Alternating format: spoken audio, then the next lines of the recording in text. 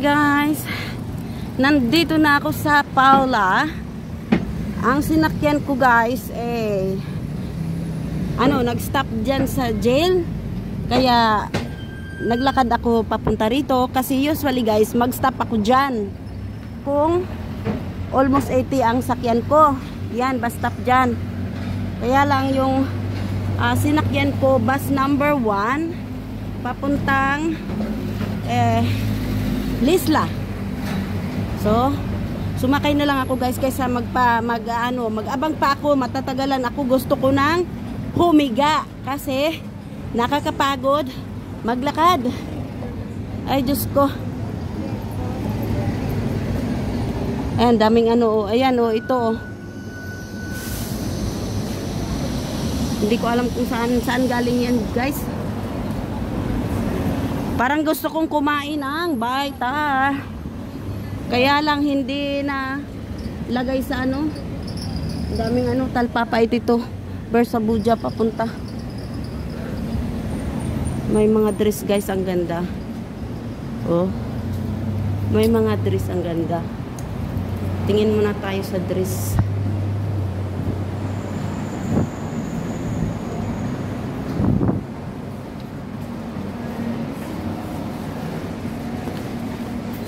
Ano ito? Ay, pang beach. Wag na guys.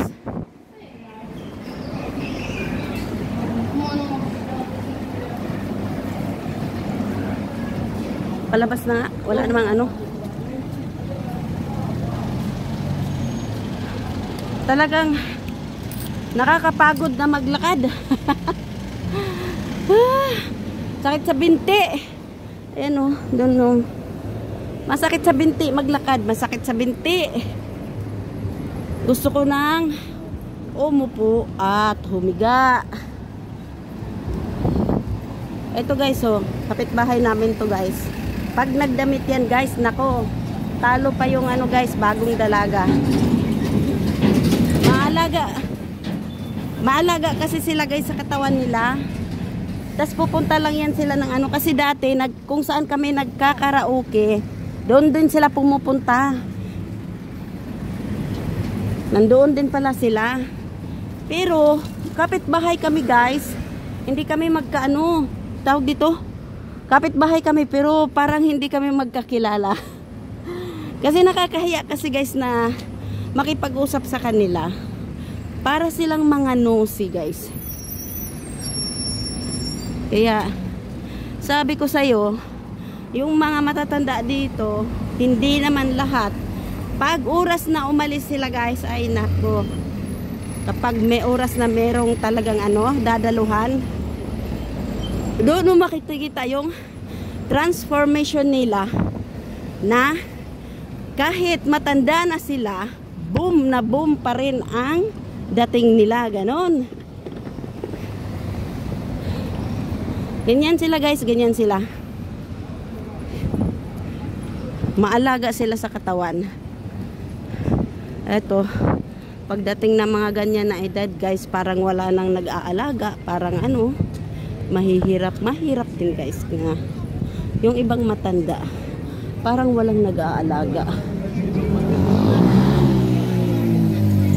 Meron naman din kapitbahay namin na matanda guys, na parang parang walang damit.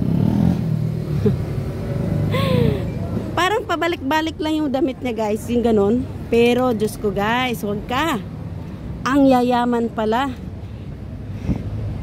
Mayaman pala sila. Maraming pera kumbaga. Kaya lang tumandang dalaga sa kakatrabaho guys. Dalawa sila guys, magkapatid. Tapos yung mga pamangkin nila, yun ang maswerte ngayon.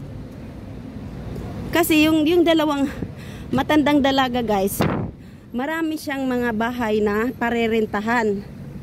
Ngayon, yung mga pamangkin, kanya-kanya na silang tawag dito, kanya-kanya na silang kumbagang paanuhan sa tiyahin nila. Ganon. Para sa kanila na mapupunta pag halimbawa na wala yung tiyahin nila. Yan. Kaya guys, nakapayong ako pero yung mukha ko guys puno sa pawis. Nagkapupunas ko lang. Ang problema ko guys, pag naglalakad ako, yung paa ko sa dulo ng sapatos ko guys. Yun ang problema ko. Masakit. Parang parang nagsusot ako ng ayan sakit na. Oops. Para akong nagsusuot ng may blade.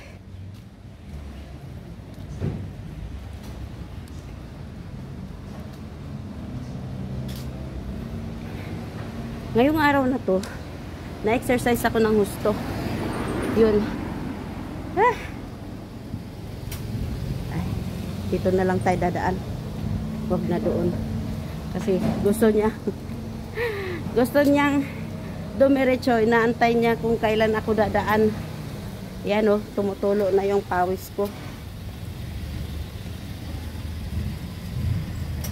Malapit na talaga tayo sa bahay. Malapit na.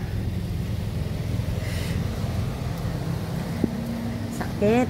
Itong sandal na to guys, hindi ko na to susuotin sa sunod guys. Kasi masakit na sa paa. Kumbaga parang yung sa dulo guys sa unahan, numinipis na siya. Parang nawala na yung pagkamalambot niya guys sa unahan. Kasi nung bagong bili pa lang, mga bago-bago pa lang, parang malambot yung unahan niya guys. Parang foamy. Ngayon parang wala na matigas na. Parang matigas na yung nararamdaman ko. Parang nagsisiksikan na yung nawala. Kaya hindi ko na naman to susuotin kasi masakit sa paa.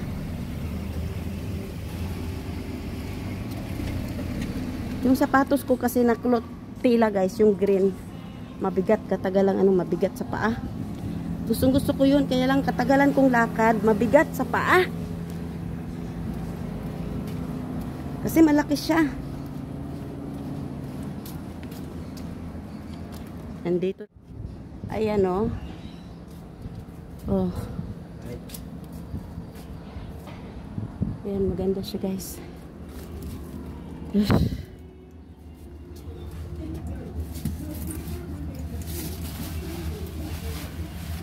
Ayan guys.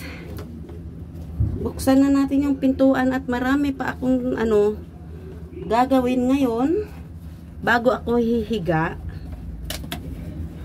Sana yung yan, ang lakas-lakas ng yung anak ko. PC niya, malakas, nanonood lang naman.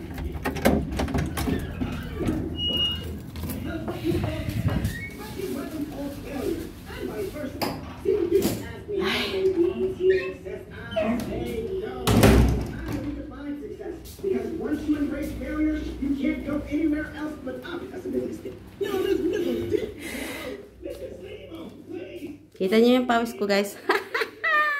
Ayan guys, at ako'y uupo muna sa upuan ko. Sakit talaga ng paa ko guys. Ito ba guys, papakita ko sa inyo ha, yung sandal ko guys. Ayan guys, yung dito sa niya wala na, hindi na siya foamy. Matigas na. Kaya masakit na siya sa paa. Kaya yan, dispatch ko na. Kasi masakit na sa paa useless lang naman kung susuot mo pa rin ng magtitiis ka, naglalakad, masakit sa paa. Huwag na. Tingnan mo yung mukha ko guys. Ang dami ko kaya guys, liligpitin. Sige lang. Ganon talaga ang buhay.